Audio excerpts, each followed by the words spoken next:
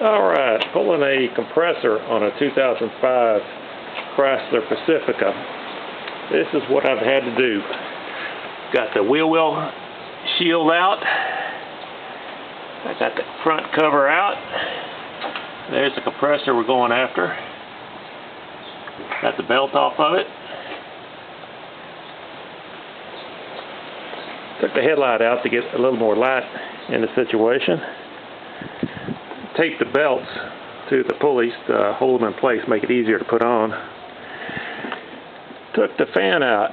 Fan is out, upper support is out. And right now I'm preparing to pull the compressor. It does not come off like it shop manual says it comes off. Actually, what you have to do is you have to pull the compressor forward, get the four bolts off the bracket, drop the compressor with the bracket. So that's what I'm preparing to do. Had to pull the lower radiator hose off, drain the radiator, and just now I'm pulling the compressor hoses off of it. So I'll be moving forward.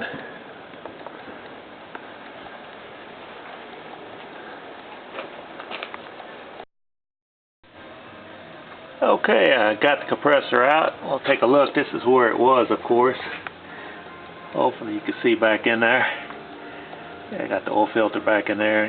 Got the power steering hoses coming out front. And right here is the bad compressor. This is how it has to come out. It has to come out on the bracket. And Chrysler has put a very clever hole here that will allow you to get this very hard to get bolt out and then slip it through the bracket. So I did not know it was there before I unscrewed this thing, but I eventually got it out. So compressor's out, bracket still attached to the compressor. I'll swap it out, put the new one on.